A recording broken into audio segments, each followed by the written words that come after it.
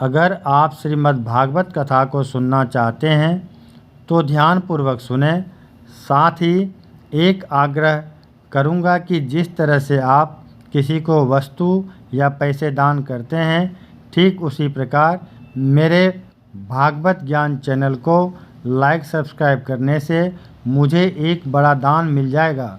और अगली अध्याय को सुनने या पढ़ने के लिए घंटी पर जाकर ऑल कर दें और कथा का आनंद लें। ओम श्री गणेशाय नमः। ओम नमो भगवते वासुदेवाय। कृष्णं नारायणं वन्दे कृष्णं वन्दे भजप्रियं। कृष्णद्वैपायनं वन्दे कृष्णं वन्दे पृथासुतं। श्रीमद्भागवत महापुराण प्रथम स्कंद द्वितीयोध्याय। भागवत कथा और भागवत भक्ति का महात्म्य। श्री व्यास जी कहते हैं, शौनकादि ब्रह्मवादी ऋषियों के ये प्रश्न सुनकर रोमहर्षण के पुत्र उग्रश्रवा को बड़ा ही आनंद हुआ। उन्होंने ऋषियों के इस मंगलमय प्रश्न का अभिनंदन करके कहना आरंभ किया। सूत जी ने कहा, जिस समय श्री सुखदेव जी का यज्ञोपवीत संस्कार भी नहीं हुआ था, वैदिक कर्मों का अनुष्ठान का अवसर भी नहीं आया था, उन्हें अकेले ही संन्यास लेने के उद्देश्य से जाते देखकर उनके पिता व्यास जी विरह से कातर होकर पुकारने लगे, बेटा बेटा। उस समय तन्मय होने के कारण श्री सुखदेव जी की ओर से वृक्षों ने होने के उत्तर दिया। ऐसे सबके हृदय में विराजमान श्री सुखदेव मुनि को मैं नमस्कार करता हूँ। यह श्रीमद्भागवत अत्यंत गोपनीय रहस्यात्मक पुराण है। यह भागवत स्वरूप का अनुभव कराने वाला और समस्त वेदों का सार है। संसार में फंसे हुए जो लोग इस घोर अज्ञान अंधकार से पार जाना चाहते हैं, उनके लिए आध्यात्मिक तत्व को प्रकाशित कराने वाला यह एक अद्वितीय दीपक है। वास्तव में उन्हीं पर करुणा करके बड़े बड़े मुनियों के आश्चर्य श्री सुखदेव जी ने इसका वर्णन किया है। मैं उनकी शरण ग्रहण करता हूँ। मनुष्यों में सर्वश्रेष्ठ भगवान के अवतार नर नारायण ऋषियों को, सरस्वती देवी और श्री व्यास देव जी को नमस्कार करके तब संसार और अंतःकरण के समस्त विकारों पर विजय प्राप्त कराने वाले इस श्रीमद्भागवत महापुराण का पाठ करना चाहिए। ऋषियों, आपने संपूर्ण विश्व के कल्याण के लिए यह बहुत सुंदर प्रश्न किया है, क्योंकि यह प्रश्न श्री कृष्ण के संबंध में है और इससे भलीभांति आत्मशुद्धि हो जाती है।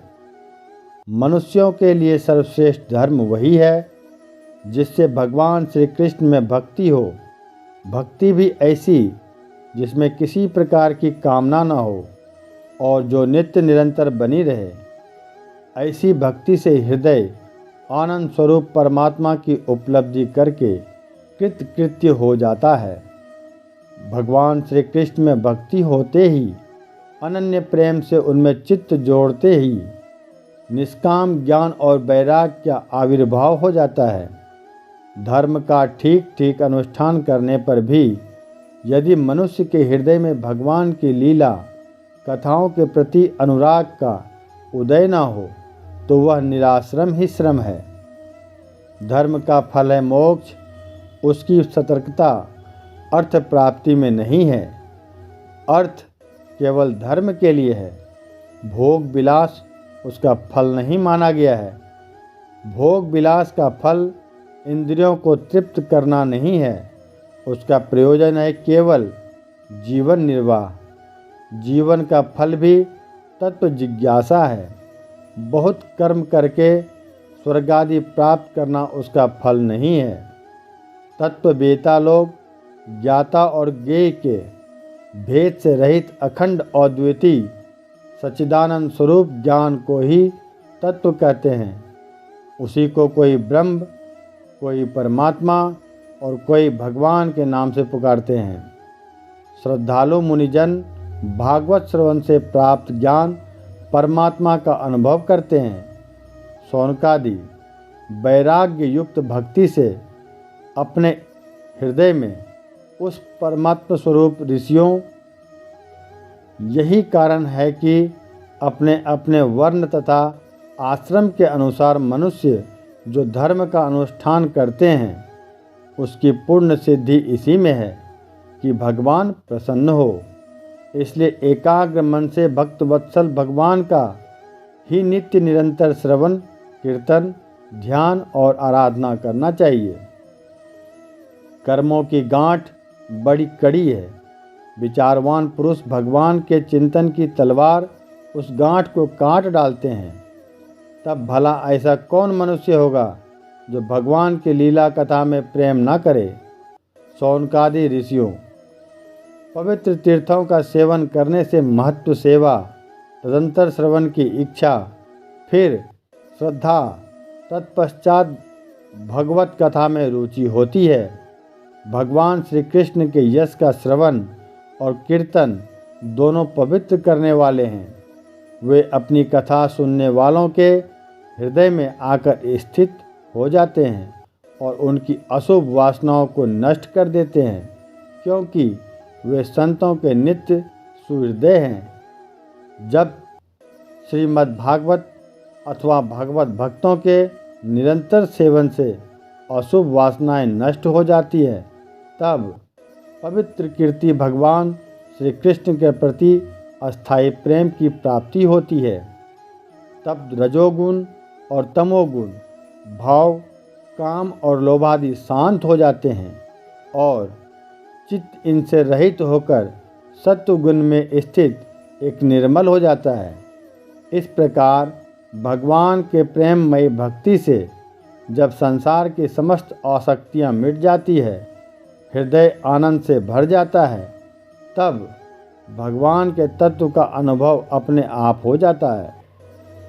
हृदय में आत्मस्वरूप भगवान का साक्षात्कार होते ही हृदय की ग्रंथि टूट जाती है, सारे संदेह मिट जाते हैं और कर्म बंधन छीन हो जाता है।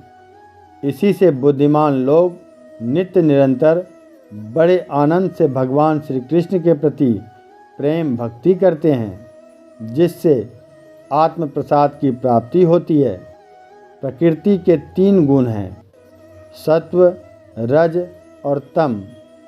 इनको स्वीकार करके इस संसार की स्थिति, उत्पत्ति और प्रलय के लिए एक अद्वितीय परमात्मा ही विष्णु, ब्रह्मा और रुद्र, ये 3 नाम ग्रहण करते हैं। फिर भी मनुष्यों का परम कल्याण तो सत्व गुण स्वीकार करने वाले श्री हरि से ही होता है। जैसे पृथ्वी के विकार लकड़ी की अपेक्षा धुआं श्रेष्ठ है और उससे भी श्रेष्ठ है अग्नि, क्योंकि वेदोक्त यज्ञ ज्ञान आदि के द्वारा अग्नि स्वदित्र देने वाले हैं।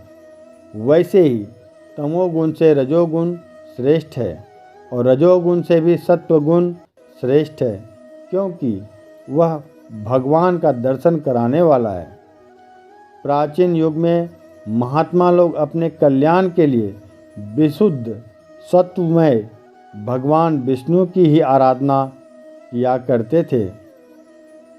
अब भी जो लोग उनका अनुसरण करते हैं वे उन्हीं के समान कल्याण भाजन होते हैं। जो लोग इस संसार सागर से पार जाना चाहते हैं वे यद्यपि किसी की निंदा तो नहीं करते, ना किसी में दोष ही देखते हैं, फिर भी घोर रूप वाले तमोगुनी, रजोगुनी, भैरव आदि भूतपतियों की उपासना न करके सत्वगुणी विष्णु भगवान और उनके अंश कला स्वरूपों का ही भजन करते हैं।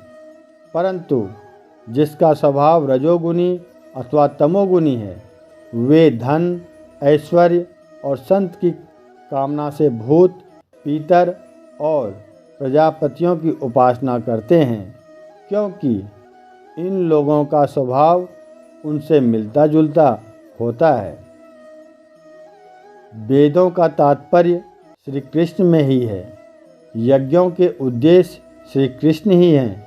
योग श्री कृष्ण के लिए ही किए जाते हैं और समस्त कर्मों की परिसमाप्ति भी श्री कृष्ण में ही है। ज्ञान से ब्रह्म स्वरूप श्री कृष्ण ही प्राप्ति होती है। तपस्या श्री कृष्ण की प्रसन्नता के लिए ही की जाती है। श्री कृष्ण के लिए ही धर्मों का अनुष्ठान होता है और सब गतियाँ श्री कृष्ण में ही समा जाती है। यद्यपि भगवान श्री कृष्ण प्रकृति और उसके गुणों से अतीत हैं, फिर भी अपनी गुणमयी माया से, जो प्रपंच की दृष्टि से है और तत्व की दृष्टि से नहीं है, उन्होंने ही सर्ग के आदि में इस संसार की रचना की थी। ये सत्व, रज और तम तीनों गुण उसी माया के विलास हैं। इनके भीतर रहकर भगवान इनसे युक्त सरीखे मालूम पड़ते हैं। वास्तव में तो वे परिपूर्ण विज्ञानानंद घन हैं। अग्नि तो वस्तुतः एक ही है, परंतु जब वह अनेक प्रकार की लकड़ियों में प्रकट होती है तब अनेक सी मालूम पड़ती है। वैसे ही सबके आत्मरूप भगवान तो एक ही है, परंतु प्राणियों की अनेकता से अनेक जैसे जान पड़ते हैं। भगवान ही सूक्ष्म भूत तन्मात्रा, इंद्रिय तथा अंतःकरण आदि गुणों के विकार भूत भावों के द्वारा नाना प्रकार की योनियों का निर्माण करते हैं और उनमें भिन्न भिन्न जीवों के रूप में प्रवेश करके उन योनियों के अनुरूप विषयों का उपभोग करते कराते हैं।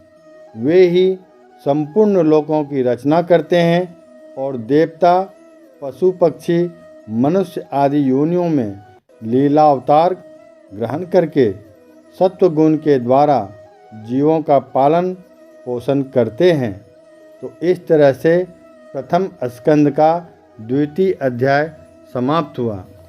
दोस्तों, जैसे कि हम आत्माओं को भगवान ने भेजा है इस जग में हरि का गुणगान करने के लिए, तो थोड़ा वक्त हरि नाम से जोड़ें। भागवत पुराण की कथा आपको अच्छी लगी हो तो भागवत ज्ञान चैनल को सब्सक्राइब करें, लाइक करें, जो निःशुल्क है। अगली अध्याय को सुनने के लिए बेल आइकन ऑल पर प्रेस करें। कथा आप स्क्रीन पर पढ़ और सुन सकते हैं। धन्यवाद।